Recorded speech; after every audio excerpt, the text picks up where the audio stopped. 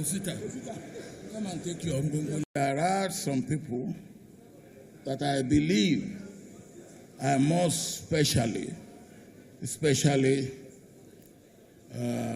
acknowledge their presence. I will start.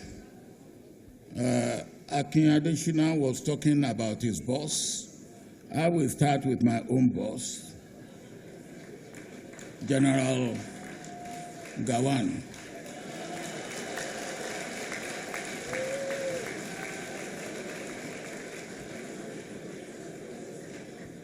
General Gawan, the other day we had to appear on the same podium. And he said, I believe rightly and wrongly, that they were calling me Baba, and they cannot call me Baba because he's older. Then I said to him, yes, you are right. But my Baba is not because of age alone, but because of the office that I hold in my domain as the Prime Minister of my old kingdom. And then I said to General Gawan that since he is a bit worried about that, I will also make him a chief, but he has to pay for it. Sir, I'm still waiting for you to. Of course, I want to acknowledge the presence of the making me the chair of this occasion. I don't know why you did it, but for doing it, I thank you.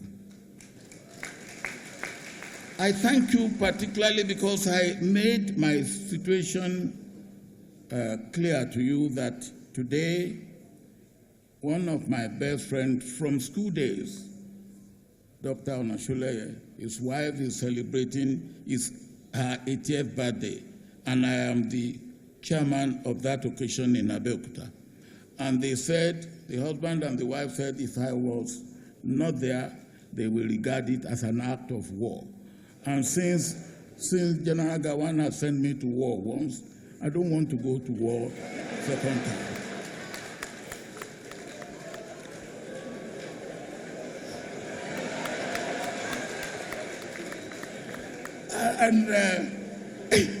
And I explained the situation to you, and you kindly showed understanding. And you said, just come anytime you can come. I really appreciate that. Thank you very much. Well, your birthday is being celebrated. The launch of the book, which has gone very well. I met talking about the book when I came in. And we must also congratulate you for enjoying a peaceful retirement. And you have put your experience in the book for posterity, and it's very good. It's very good. Let me also welcome you to the camp of authors. But let me say this for experience, and somebody, the man who reviewed the book said it's a book that is good for everybody, but particularly politicians. I think for experience, there are 4 seasons for a democratic or a Democrat politicians. And those 4 seasons are very important.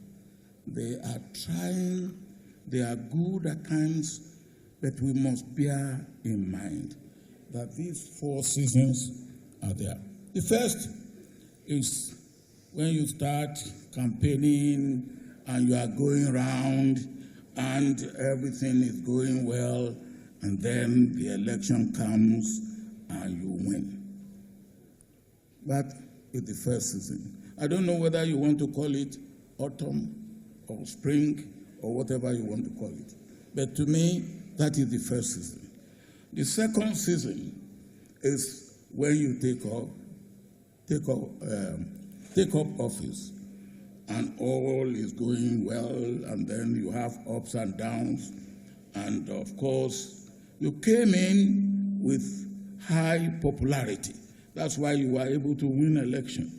And as you go on, the popularity starts to dwindle. Until either you come to the expiration of your tenure, your term, or you lose election. That is the end of the second season. Now, the beginning of the third season is it does not matter who you are.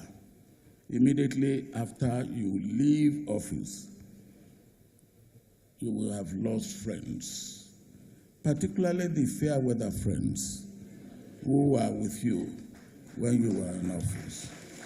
And that is a very trying period for any body who have been elected into executive office. And then the fourth season is when you have weathered the storm of that loss of office, and things start to look up again. And you start wondering, is it you who they will not greet only yesterday, and they see you now and greet you?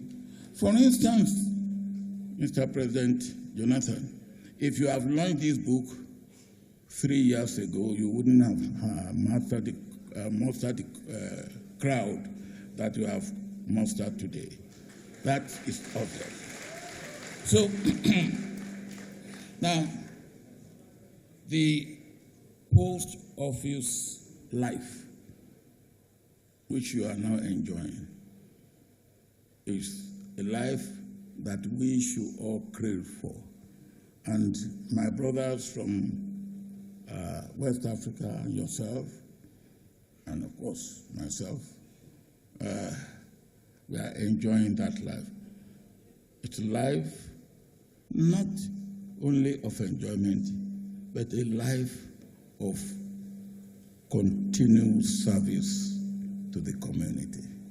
Because by virtue of what God has made us to be in our respective countries, we have what I call residual responsibility to continue to serve people and to serve God.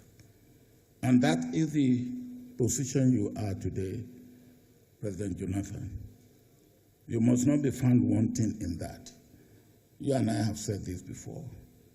You have residual responsibility to continue to be of service in your community, in your state, in Nigeria, in West Africa, in Africa, and indeed in the world.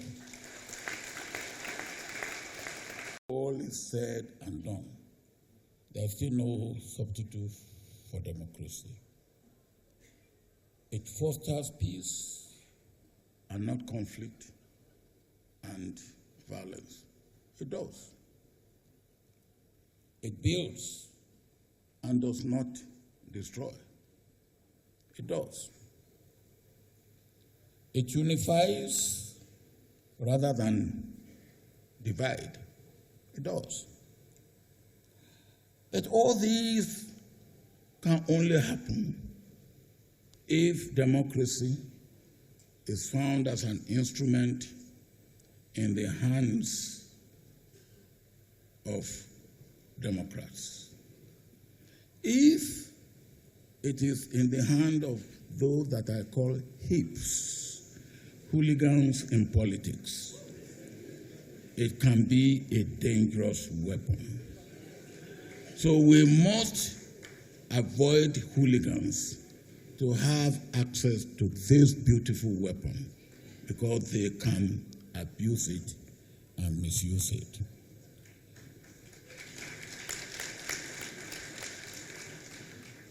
I want to refer to the point made by President Nkrumah. And I think it is good that he expressed on behalf of our brothers in West Africa what they expect from us. Nigeria has responsibility beyond its borders. Nigeria has responsibility for West Africa, for Africa, and as I always say, for the black race all over the world. That is why we are the largest country with the black race in the world. Our responsibility must go beyond our borders. And at times, as you rightly said, we do things and you look at us and you get worried, which is understandable. But let me assure you and give you what Boutros Ghali said about Nigeria. When they asked him, which country would you like to live in if you are not living in Egypt? And he looked up and said, Nigeria. And the man who questioned him said, Nigeria of all places? Why? Oh, he said, you wake up in the morning in Nigeria and you will think the heaven will fall. And by the time you sleep, you are going to bed in the evening, it is all cool and calm. And that is your country, Nigeria. I want to especially acknowledge the presence of my former Vice President.